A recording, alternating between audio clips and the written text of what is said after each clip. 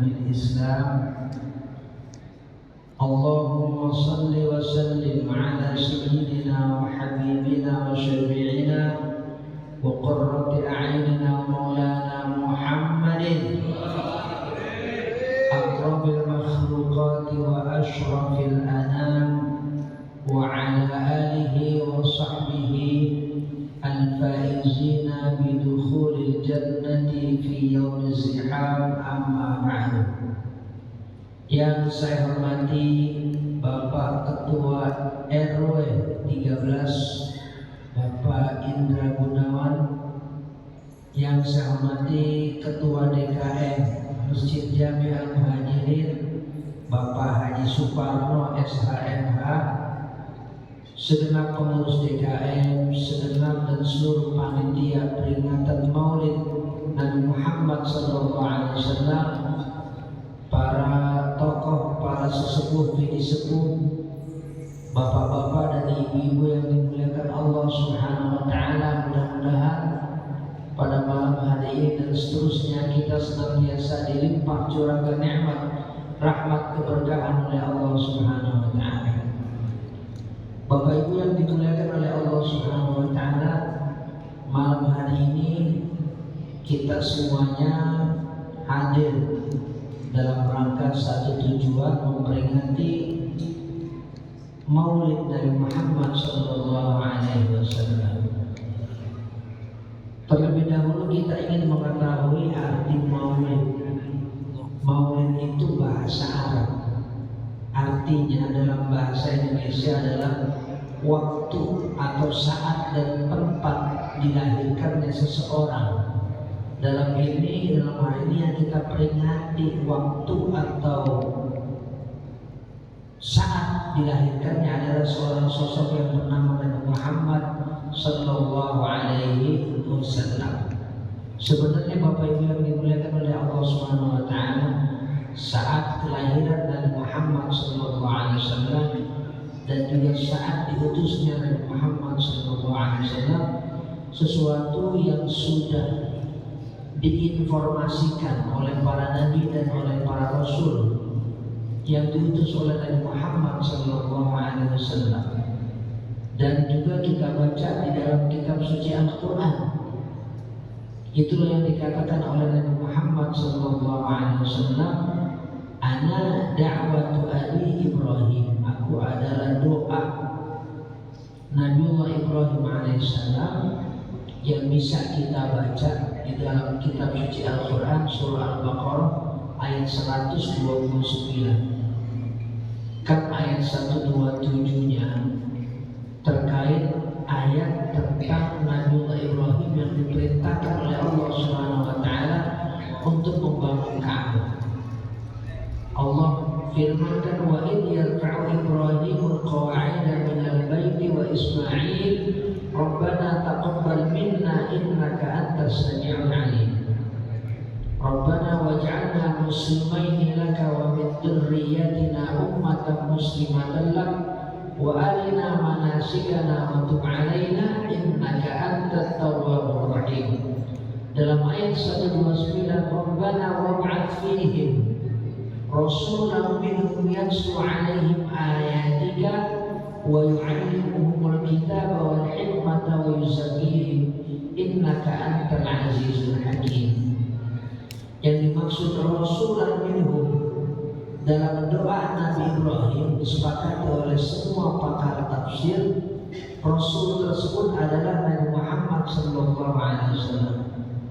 Yang dalam doa Nabi Ibrahim minta agar diutus dari bangsa Arab ini seorang rasul yang akan mengajarkan firman-firman Allah, ayat-ayat Allah, dan juga memberikan satu bimbingan agar manusia itu punya hati yang bersih akidahnya, tauhidnya dan akhlak.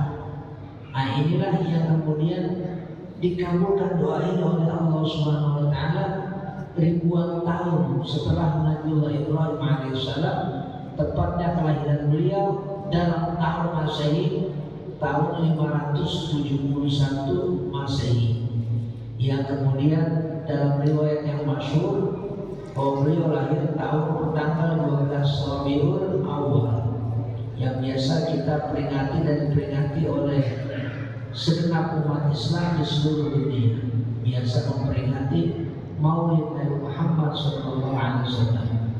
Bapak Ibu yang dimuliakan oleh Allah Subhanahu wa taala, tidak ada satupun umat Islam yang tidak senang dengan kelahiran Nabi Muhammad SAW. Semua umat Islam dan semua orang Islam, apakah yang mau memperingati kelahiran beliau, atau mungkin ada di antara umat Islam atau saudara kita yang tidak mau hadir atau memperingati peringatan Maulid, yang pastinya siapapun umat Islam tentu suka dan senang juga gembira dengan kelahiran Nabi Muhammad Sallallahu Alaihi Wasallam.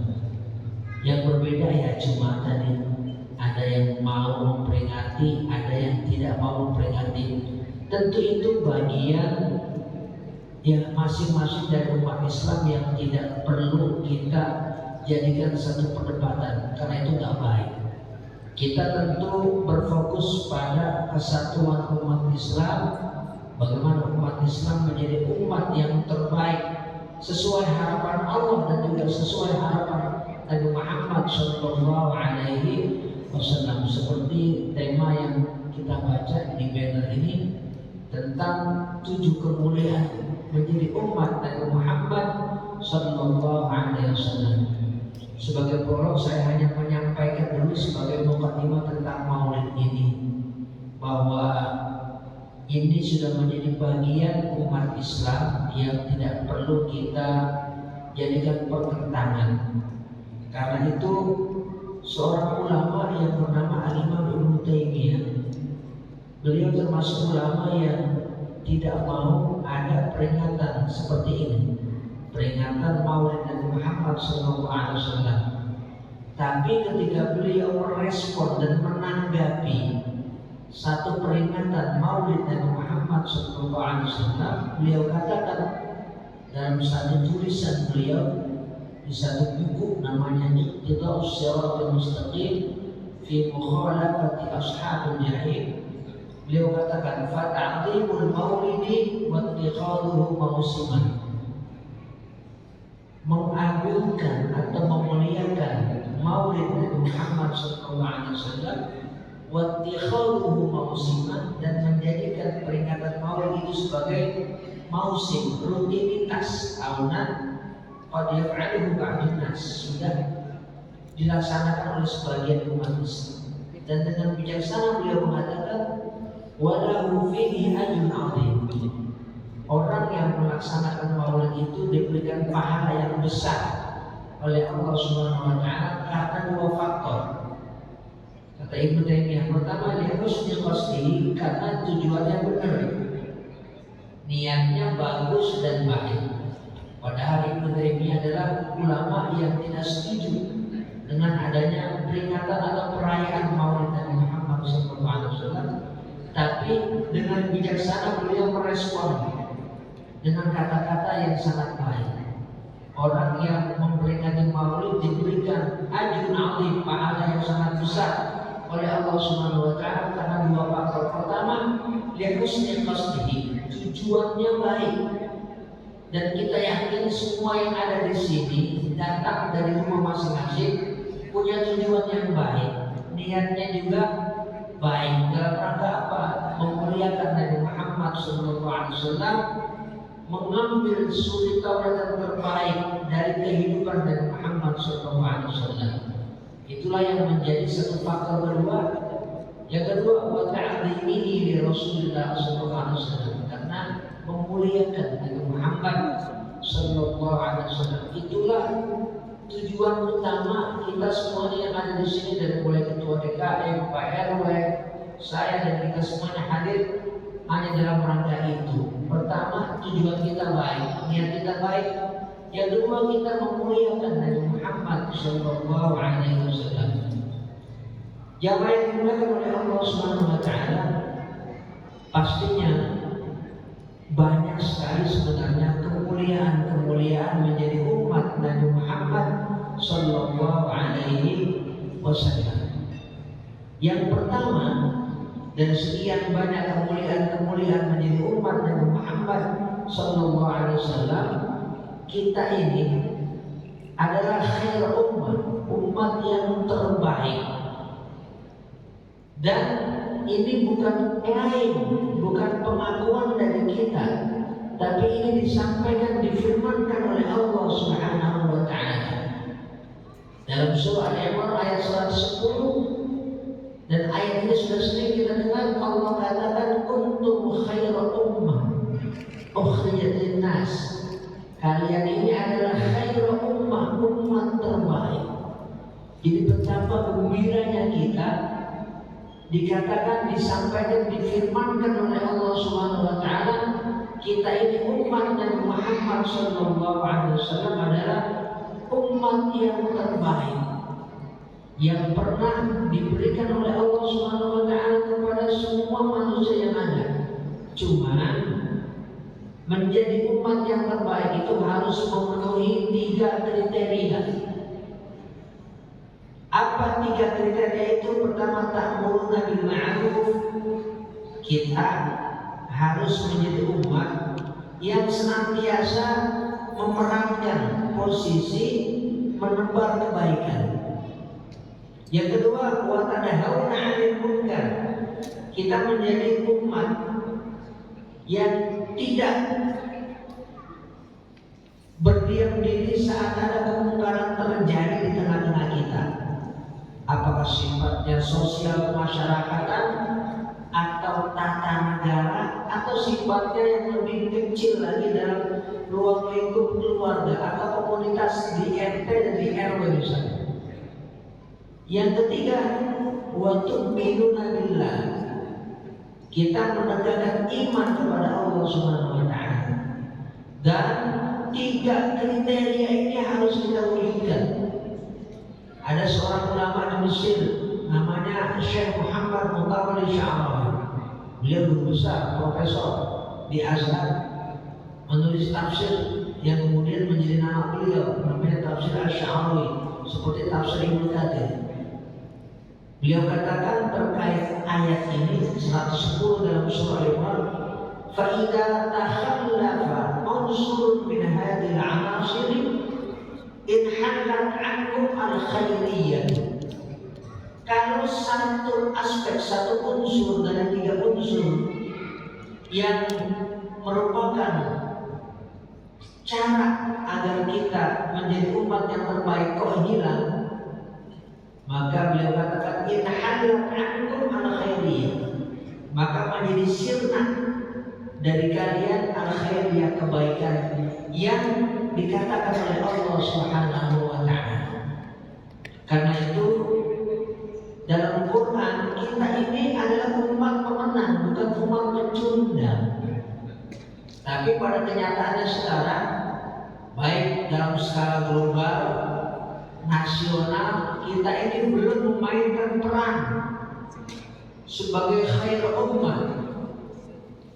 Ya, kita masih agak takut untuk menyampaikan kebenaran.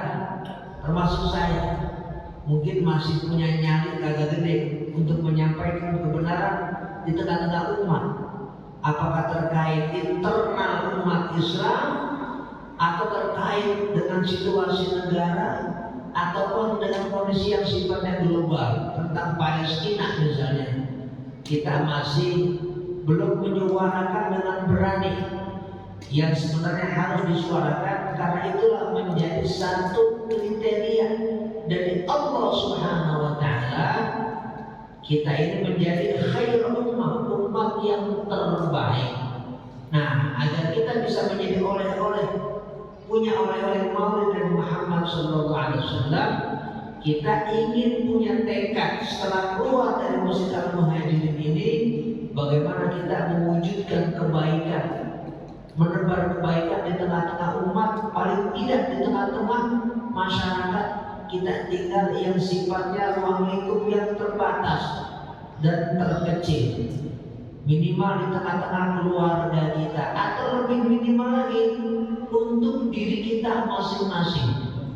Bagaimana kita bisa mengajak diri kita untuk baik. dan kita mencegah diri kita masing-masing jangan sampai melakukan keburukan. Kebaikan misalnya bagaimana selesai maulid ini kita ini terutama yang laki-laki, tentunya juga yang perempuan, bisa hadir di Masjid Al-Muhajirin ini secara aktif. Minimal kita bisa hadir dalam rangka sholat 5 waktu. Jangan di rumah, kalau pas kita lagi di rumah sholatnya kita berangkat ke Masjid Al-Muhajirin. Nah, ini namanya kita menjadi khair ummah. Buat diri kita dulu apa? Nah, di antara tadi bagaimana kita sholat 5 waktunya bagi orang-orang yang terdekat yang rumahnya ada di sini, berada untuk sholat berjamaah di Masjid Al-Muhajirin. Jamaah yang dimuliakan oleh Allah Subhanahu wa taala itu satu dari beberapa kemuliaan menjadi umat Nabi Muhammad sallallahu alaihi wasallam. Yang kedua, jamaah yang dimuliakan oleh Allah Subhanahu wa taala, kita ini diberikan keistimewaan oleh Allah Subhanahu wa taala dari sekian banyak keistimewaan dan juga disampaikan oleh Nabi Muhammad sallallahu alaihi wasallam. Di antaranya adalah ju'ilat liyal ardu kulluha masjidan wa tahura. Semua yang ada di hamparan bumi ini, kata Rasulullah SAW, adalah tempat di mana kita bisa bersujud kepada Allah Subhanahu wa taala, bisa sholat dalam rangka mendekatkan diri kepada Allah Subhanahu wa taala. Umat yang terdahulu diberikan batas oleh Allah Subhanahu wa taala hanya boleh dan diterima ibadahnya kalau sholatnya di tempat di mana didirikan untuk ibadah. Misalnya di sinagog atau di kanisa, di gereja masing-masing. Tapi kalau umat Islam sholat di mana saja yang penting tempatnya itu bersih dan suci, maka sah sholatnya dan yakin diterima oleh Allah Subhanahu wa taala. Yang syariat ajaran ini tidak berlaku untuk umat yang lain kecuali umat Nabi Muhammad sallallahu alaihi wasallam. Itu satu kemuliaan yang kedua yang diberikan oleh Allah Subhanahu wa taala. Yang ketiga, jamaah yang dimuliakan oleh Allah Subhanahu wa taala, Bapak Ibu yang dimuliakan oleh Allah Subhanahu wa taala, kita ini diberikan keistimewaan, kerjanya sedikit, upahnya banyak. Amalnya tidak banyak, tapi keutamaan dari Allah Subhanahu wa taala, pahala dari Allah Subhanahu wa taala melimpah. Bahkan perbuatan baik itu belum kita laksanakan, kita sudah niat, sudah diberikan pahala oleh Allah Subhanahu wa taala. Ini tidak berlaku untuk umat yang lain kecuali kita sebagai umat Nabi Muhammad SAW. Nabi berikan ini sebagai motivasi buat kita agar kita selalu punya dorongan, punya semangat, punya keinginan untuk mewujudkan hal-hal yang baik dalam kehidupan kita sehari-hari untuk diri kita, keluarga kita, lingkungan kita, dan juga umat secara keseluruhan dalam ruang lingkup yang lebih besar lagi. Bagaimana kita mendorong dan terdorong untuk selalu melakukan kebaikan, untuk menolong orang dan lain-lain sebagainya. Karena itu Nabi Muhammad SAW adalah sosok yang menjadi panutan. Karena dalam setiap kebaikan yang pernah dilakukan oleh manusia, bahkan pernah dilakukan oleh para nabi dan para rasul yang pernah diutus oleh Allah Subhanahu wa taala, maka Nabi Muhammad SAW adalah sosok yang punya satu karakter atau sifat bukan hanya baik tapi yang terbaik yang pernah dilakukan oleh manusia. Contoh satu sifat yang namanya dermawan. Kalau ada orang yang sangat dermawan di dunia ini, maka orang yang paling dermawan dari mulai zaman Nabi Adam sampai akhir zaman adalah Nabi Muhammad SAW. Tidak ada manusia satupun yang paling dermawan, yang kedermawannya diakui kecuali Nabi Muhammad sallallahu alaihi wasallam. Enggak ada. Itulah mengapa Sayyidah Aisyah mengatakan karena Rasulullah sallallahu alaihi wasallam ajwadan nas. Nabi itu orang yang paling baik. Wa kana ajwada bil khair min ar-rihil mursal. Bahkan Nabi itu lebih baik daripada angin yang berhembus. Angin yang berhembus tidak pernah membeda-bedakan siapa orang yang di depannya. Apakah pencuri, atau kiai, atau RT, RW, semuanya diberikan hempasan oleh angin. Nah, Rasulullah SAW lebih baik daripada angin yang berhembus. Jadi karena Nabi SAW adalah sosok yang terbaik, dari semua sifat baik yang dimiliki oleh manusia sepanjang zaman, maka sudah selayaknya kita semua sebagai umat Nabi Muhammad SAW mengikuti segala kebaikan yang pernah dicontohkan oleh Nabi Muhammad SAW. Nggak ada yang bisa memberikan contoh terbaik kecuali Nabi Muhammad SAW. Ibadah, semua nabi juga ibadah, semua rasul juga ibadah.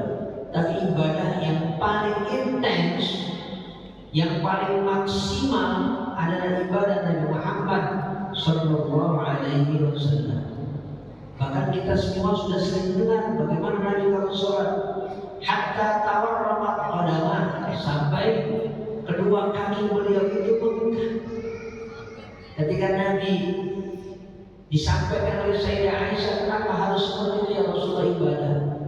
Nabi menjawab dengan jawaban yang singkat, afala aku abdan syakura, wahai Aisyah, bukankah aku ini senang kalau aku dijadikan oleh Allah Subhanahu wa taala sebagai abdan syakura, hamba yang pandai bersyukur kepada Allah Subhanahu wa taala.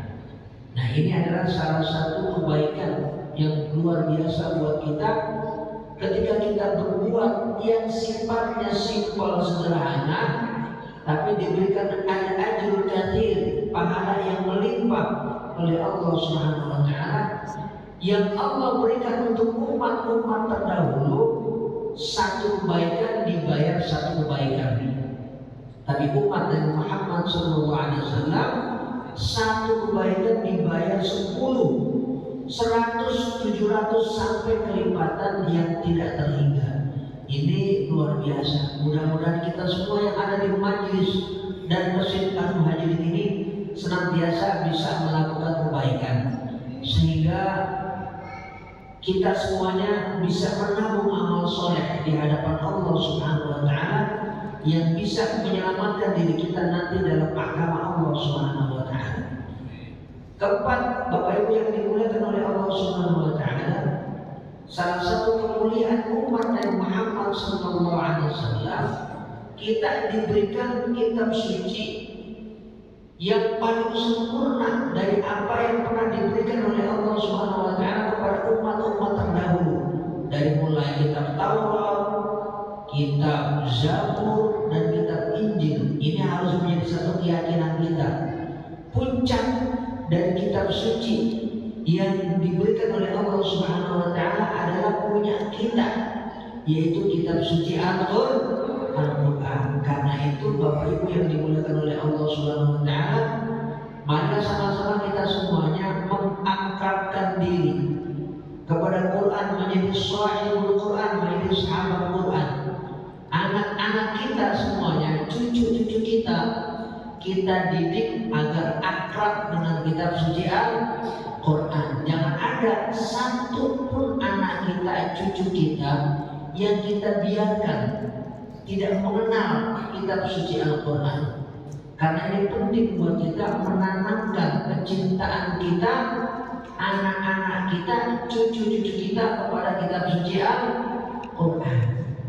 Kita semuanya sudah akrab, pastinya sudah baca Quran.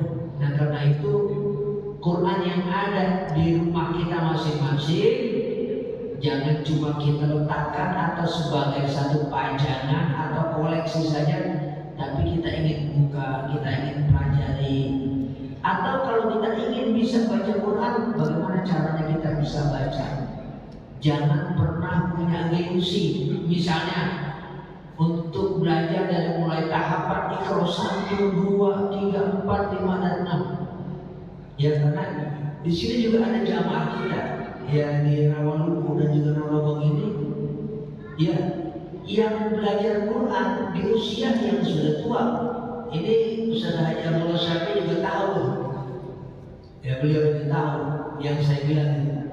Jadi ada beberapa jamaah di lingkungan sekitar sini, ya, yang saya pasti kenal, yang belajar Quran itu dari nol, dari mulai Iqra 1, 2, 3, 4, 5, 6 sampai sekarang udah lancar baca Quran, ngaji Quran, belajar Quran, menghatamkan Al-Quran.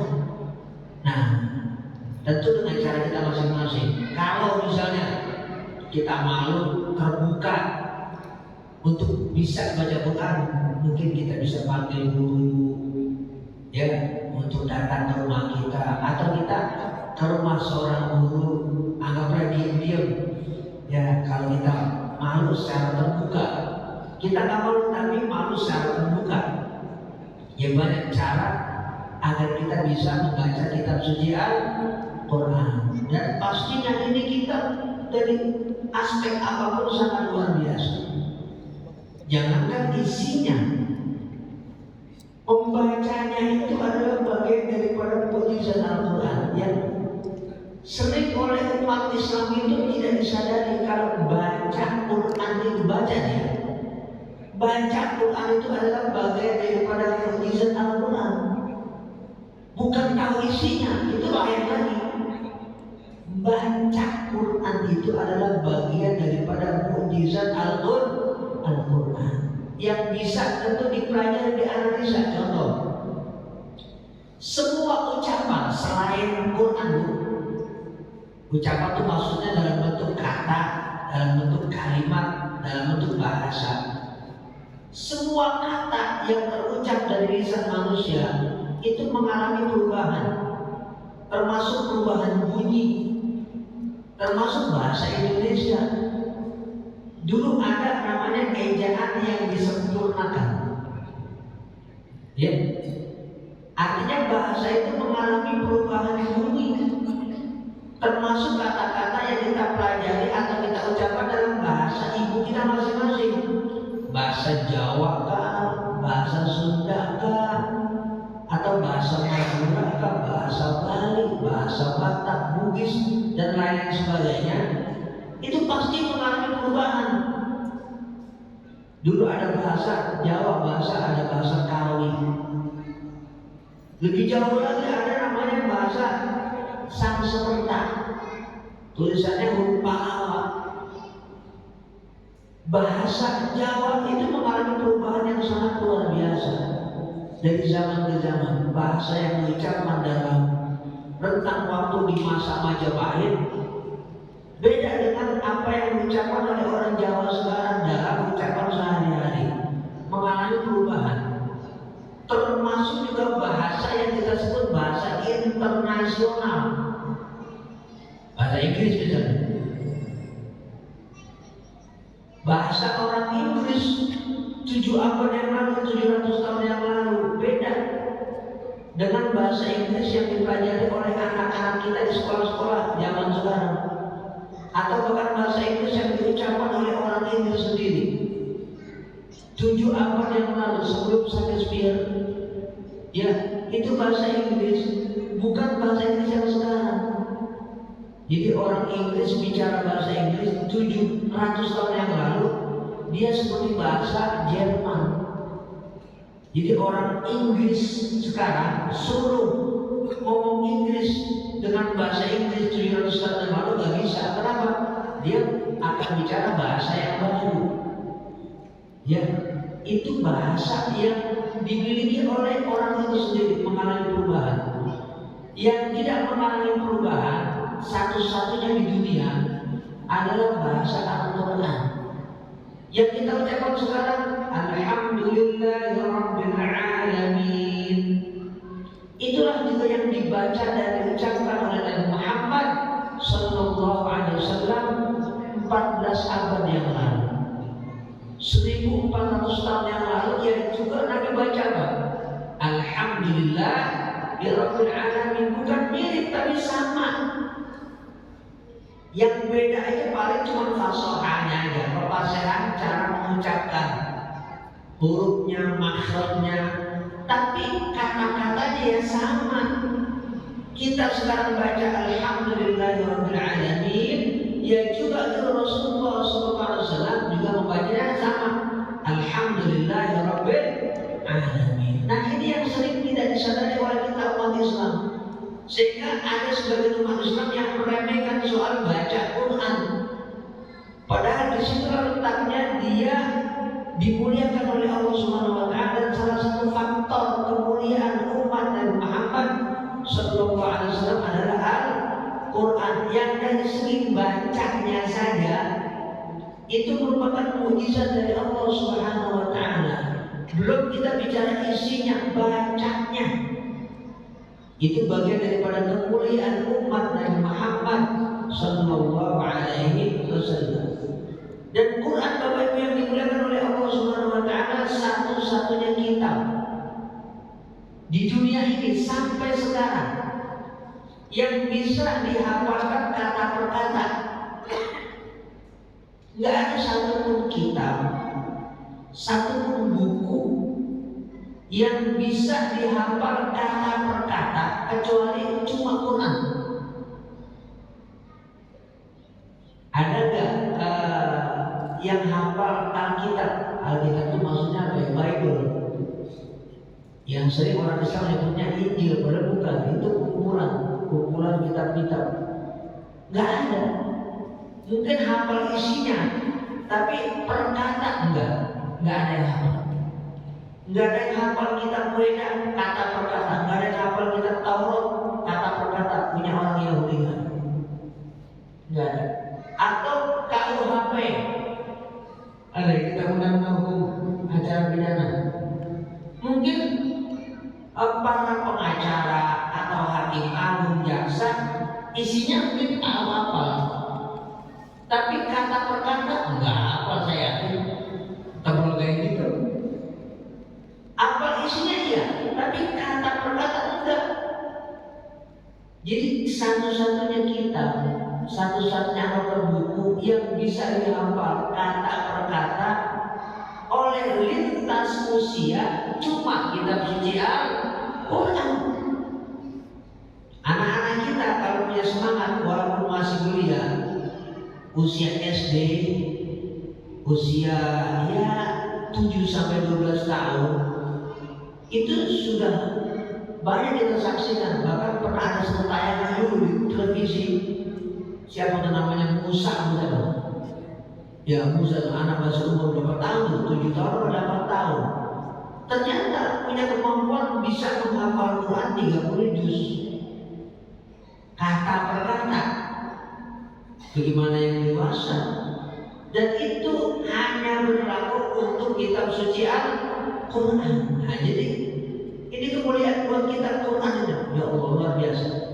Ya, jadi Quran merupakan kemuliaan khusus buat umat Nabi Muhammad Sallallahu Alaihi Wasallam, yang harus kita jaga, yang harus kita pelihara, dan juga kita rutinkan.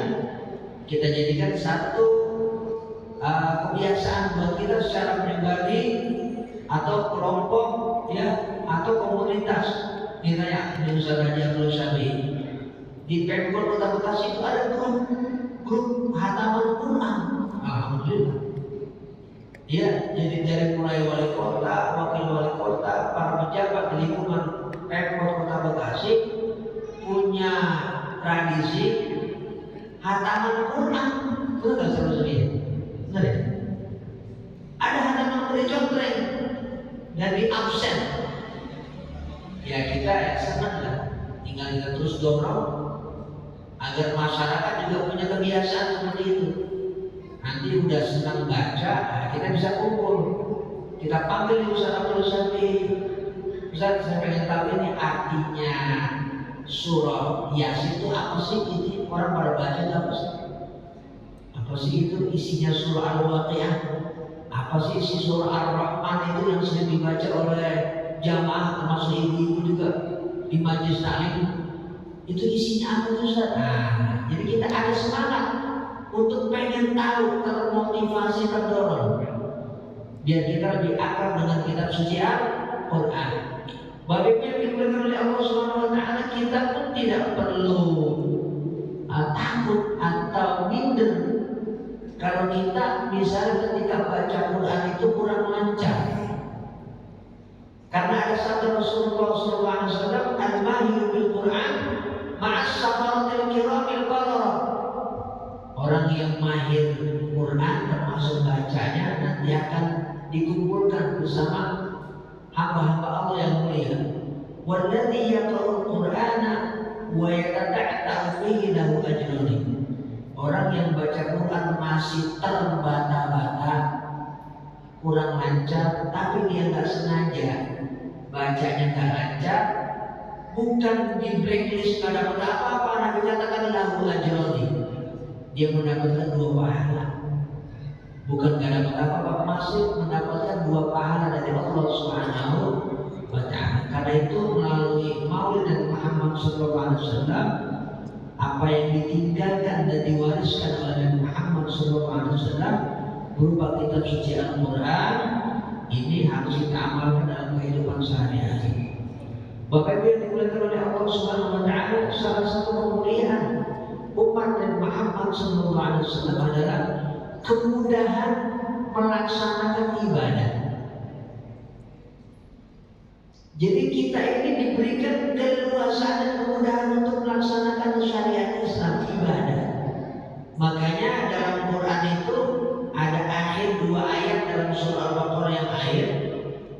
Ada ayat la yukallifullahu nafsan illa wus'aha laha ma kasabat wa 'alaiha Rabbana la tu'akhidna in nasina aw akhtana Rabbana wa la tahmil 'alaina isran kama hamaltahu 'ala alladziina min qablina Rabbana wa la tuhammilna ma la taqata lana bih wa'fu 'anna waghfir lana warhamna anta maulana fansurna 'alal qaumil kafirin. Bapak Ibu yang dimuliakan oleh Allah Subhanahu wa taala, 2 ayat terakhir di dalam surah Al-Baqarah itu sebenarnya kemuliaan buat umat dan Muhammad SAW. Isinya doa, tapi bukan sekedar doa, itu pesan langsung dari Allah Subhanahu wa taala bahwasanya untuk melaksanakan ajaran Islam yang dibawa oleh Nabi Muhammad SAW, dan ini menjadi penanda kemuliaan umat Nabi Muhammad SAW adalah kemudahan untuk melaksanakan syariat, untuk melaksanakan ibadah. Tidak seperti umat-umat yang terdahulu yang diberikan oleh Allah Subhanahu wa taala seperti kaumnya Bani Israel, umat Nabi Musa. Nah, diberikan kesulitan karena ulahnya sendiri. Dulu umatnya Nabi Musa kalau melakukan perbuatan yang sangat biadab, misalnya membunuh orang lain, itu seperti orang Jepang, ya, yang melakukan apa itu? Apa sih orang Jepang itu bunuh diri? Apa namanya kalau akhiri? Kata Allah kepada Israel, kalau kalian melakukan dosa besar, faqtulu anfusakum, dzalikum khairun lakum 'inda barikum. Kamu harus melakukan harakiri, bunuh diri sendiri. Dzalikum khairun lakum 'inda barikum, itu lebih baik ya di sisi Tuhan kalian. Baru fataba 'alaikum, baru Allah menerima taubat kalian. Caranya bertaubat, suruh masukkan pedang ke perutnya sendiri, maksudnya bunuh diri.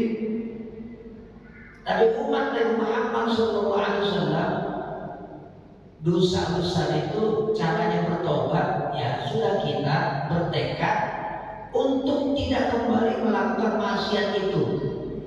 Namanya apa? Taubatan nasuha. Kita gak disuruh bunuh diri, enggak. seperti umat-umat yang terdahulu. Artinya itu salah satu kemudahan melaksanakan ibadah dari Allah Subhanahu wa taala, dan kemudahan melaksanakan ibadah adalah bagian dari kemuliaan yang diberikan oleh Allah Subhanahu wa taala untuk umat Islam. Ya. Nah, itu sisi kemuliaan Muhammad sallallahu alaihi wasallam. Ada lagi sisi kemuliaan umat Muhammad sallallahu alaihi wasallam. Kita diberikan usia yang tidak panjang, tapi ganjarannya sepanjang usia umat-umat terdahulu. Kita paling panjang usia berapa sih zaman sekarang? Ya, 70-an ya, itu ya. Di sini ada usia yang 70-an. Ada ya? 80? 90 yang di sini? Belum ada ya? Oh, 80 ada? Oh, betul. Yang 80 ada? Di sini belum ada ya? Belum sampai ya? Nah, jadi umat Nabi Muhammad SAW rata-rata kan nggak segitu. Ya, bainal arba'in wa sittin, antara 40 60-an. Tapi kita nggak usah khawatir. Allah Subhanahu wa taala berikan kita usia yang tidak panjang, tapi ganjaran pahalanya jauh melampaui umat-umat terdahulu yang usianya apa? Panjang. Nabi itu usia hampir 1000 tahun. Jadi kalau usianya 900 tahun, misalnya sekarang 50 tahun, itu kan masih usia remaja berarti. Betul ya? Atau usia anak-anak. 50 tahun itu masih usia anak-anak, karena usianya hampir 1000. Ya kalau kita sekarang 50 tahun udah apa? Ubat banyak. Betul nggak? Ya penyakit juga banyak, macam-macam penyakit zaman sekarang. Tapi kita nggak usah khawatir. Ya itu semua sudah kita serahkan kepada Allah Subhanahu wa taala sambil ikhtiar menjaga diri kita masing-masing. Yang terpenting buat kita, nah ini ibadah. Kenapa usia yang pendek gak masalah, tapi nilainya itu jauh melampaui orang-orang yang zaman dulu diberikan oleh Allah Subhanahu wa taala usia yang panjang. Karena itu dalam rentang waktu 1000 tahun lebih ini kita membaca sejarah manusia termasuk para ulama yang sangat produktif tapi usianya pendek. Contoh, mungkin hampir di setiap masjid ada pengajian hadis pendek namanya hadis arba'in, Pak. Ya, hadis arba'in. Hadis arba'in itu disusun oleh ulama besar. Namanya Imam Nawawi, ulama dari Damaskus, Syria. Ulama itu kita bisa baca sejarahnya meninggal dari usia 44 tahun. Usianya 44 tahun meninggal. Tapi karyanya melampaui usianya. Amal solehnya itu melampaui usianya. Kenapa? Tidak satu pun ustaz, kiai, umat Islam yang gak kenal kitab namanya Riyadhus Shalihin. Umat Islam semua tahu kitab Riyadhus Shalihin. Bahkan pada ngaji, bahkan ustaz-ustaz pada ngajar kitab Riyadhus Shalihin. Ternyata itu kitab Riyadhus Shalihin ditulis oleh ulama yang masih muda meninggalnya, yaitu siapa? Imam Nawawi. Dikenal oleh seluruh dunia, bukan di Indonesia, di seluruh dunia. Itu umat Nabi Muhammad SAW. Bahkan beliau itu untuk di zaman sekarang itu patut dijadikan contoh. Beliau Imam Nawawi. Jadi ada satu kisah. Imam Nawawi itu hidup di zaman seorang sultan dari dinasti Mamluk namanya Sultan Baibars. Nanti Bapak Ibu bisa diketik di Google itu. Imam Nawawi dan Sultan Baibars. Bisa dilihat. Ini kisah unik, menarik. Untuk cermin di zaman ini untuk Indonesia misalnya. Jadi ada seorang sultan namanya Sultan Baibars. Sultan Baibars ini hidup di zaman ketika Islam itu sedang diserang oleh orang-orang atau oleh kelompok namanya Mongol.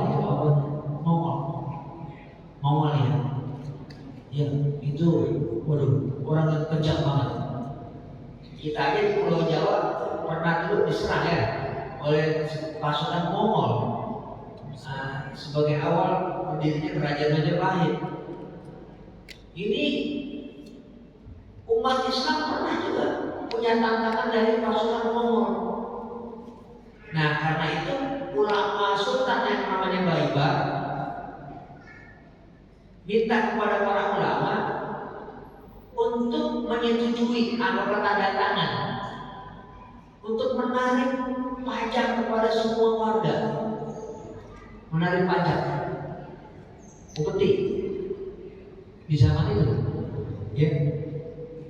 Semua kiai, semua ulama, semua tokoh setuju semua, tanda tangan semua. Cuma satu ulama yang bergeming nggak mau tanda tangan dan nggak setuju. Siapa itu? Imam Nawawi. Imam Nawawi menolak ada penarikan pajak kepada rakyat meskipun tujuannya baik untuk berjuang menghadapi pasukan Mongol yang sangat ganas. Karena Imam Nawawi satu-satunya ulama yang menentang dan nggak setuju, Imam Nawawi dipanggil, Pak. Imam Nawawi dipanggil oleh Sultan Baibar. Kenapa menolak? Dan Imam Nawawi diminta setuju dan kemudian ikut tanda tangan. Tapi Imam Nawawi tetap menolak.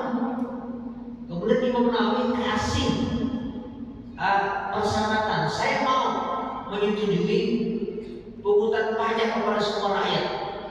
Tapi kamu wahai raja, kamu dengan kekayaan kamu, kekayaan istri-istri kamu, anak-anak kamu, keluarga-keluarga kamu, pejabat-pejabat kamu, orang-orang dekat kamu semuanya, hartanya, kekayaannya serahkan kepada Baitul Mal. Baitul Mal itu perbendaharaan negara.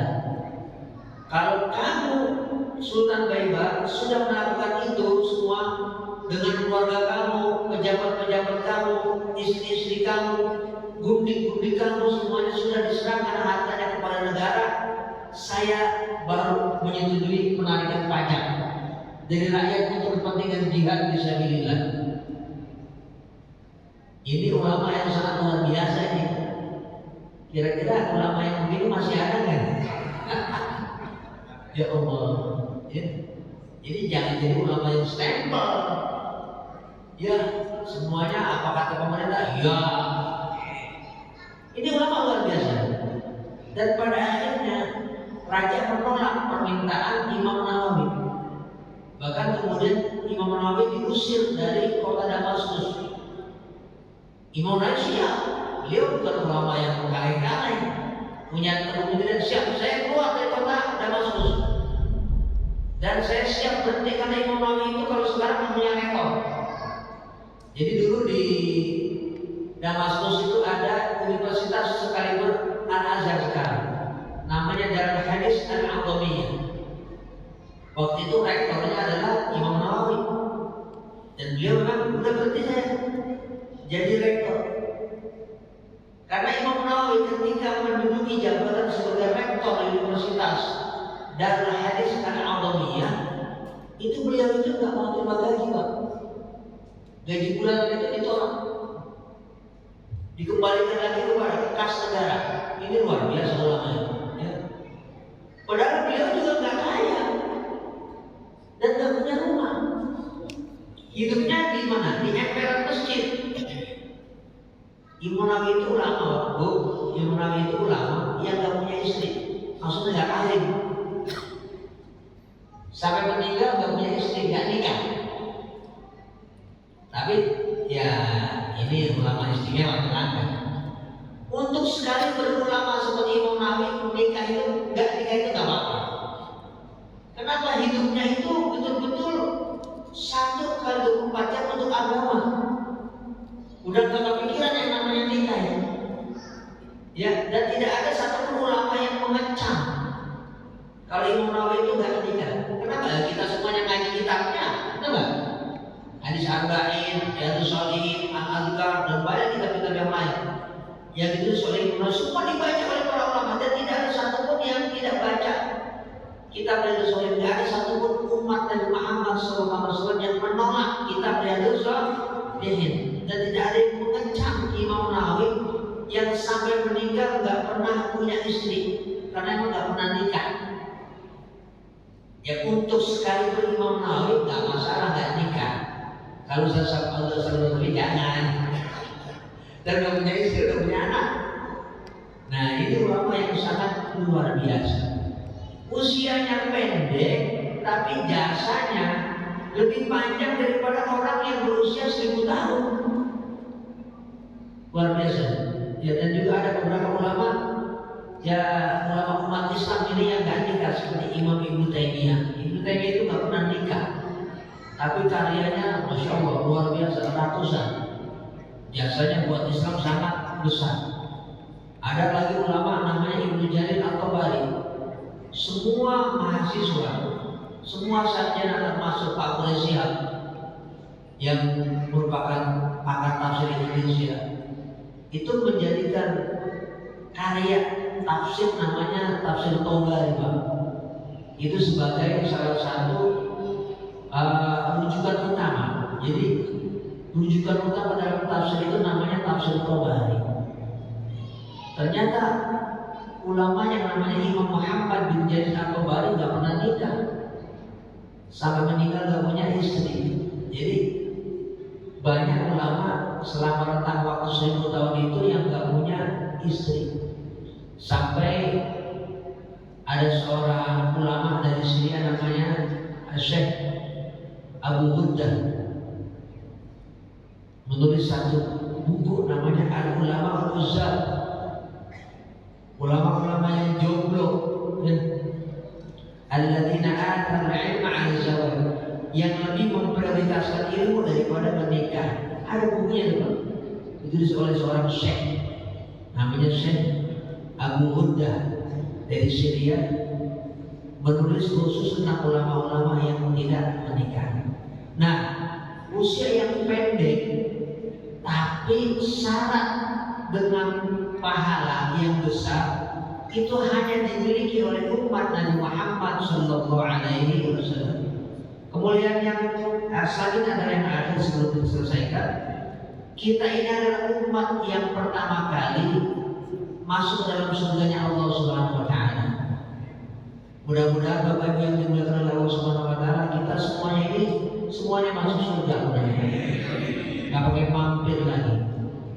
Dan yang pertama kali masuk surga itu adalah kita sebagai umat Nabi Muhammad SAW.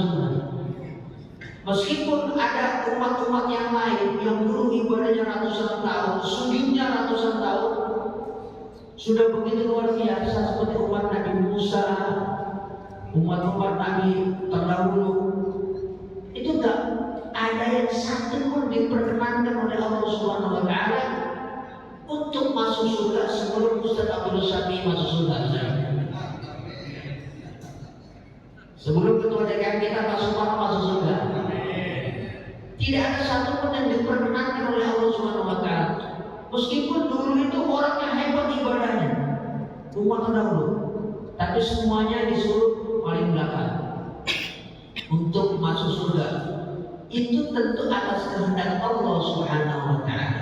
Karena itu dalam satu kisah Israiliyat, Nabi Musa itu pernah mengajukan permintaan kepada Allah Subhanahu Wa Taala agar menjadi umat Nabi Muhammad SAW. Jadi beliau minta dipanjangkan umurnya ribuan tahun lagi, hidup terus sampai nanti Allah mengutus Nabi Muhammad SAW. Tapi tidak diperkenankan oleh Allah Subhanahu Wa Taala. Baik, itu permintaan seorang nabi aja ditolak oleh Allah Subhanahu Wa Taala. Untuk menjadi umat Nabi Muhammad SAW, kita ini udah jadi umat Nabi Muhammad SAW. Bahkan kita nggak pakai minta, sudah jadi umat Nabi Muhammad SAW. Karena itu jadilah kita umat Nabi Muhammad sesuai harapan Allah, sesuai harapan umat Nabi, sesuai harapan Nabi Muhammad Sallallahu Alaihi Wasallam, menjadi khair ummah, menjadi umat dan wasatah. Dan mudah-mudahan ya ini semuanya kabulkan oleh Allah Subhanahu wa taala. Bapak Ibu yang dimuliakan oleh Allah Subhanahu wa taala, seperti yang saya sampaikan itu masih banyak lagi terkait dengan kemuliaan umat Nabi Muhammad SAW. Namun mudah-mudahan yang singkat ini ya ada manfaatnya buat saya pribadi dan juga umumnya buat kita. Mudah-mudahan dengan Maulid Nabi Muhammad SAW ini kita punya tekad bagaimana kita mengamalkan ajaran sunnah dan juga hadis-hadis Nabi Muhammad SAW, sehingga Allah menggaransi, Allah menjamin kebahagiaan, kesuksesan, kemakmuran dan keselamatan hidup kita dari dunia sampai di akhirat kelak, sampai kita berjumpa dengan Allah Subhanahu wa taala dan kita diperjumpakan kepada kekasih kita yaitu Nabi Muhammad sallallahu alaihi wasallam. Demikian yang saya sampaikan, kurang lebihnya mohon maaf. Wallahu a'lam. Wassalamualaikum warahmatullahi wabarakatuh. Al-Fatihah. أعوذ بالله من الشيطان الرجيم. بسم الله الرحمن الرحيم. الحمد لله رب العالمين الرحمن الرحيم مالك يوم الدين إياك نعبد وإياك نستعين اهدنا الصراط المستقيم صراط الذين أنعمت عليهم غير المغضوب عليهم ولا الضالين آمين. أستغفر الله العظيم ولك الحمد يا معبود. اللهم صل وسلم على سيدنا محمد وعلى آله.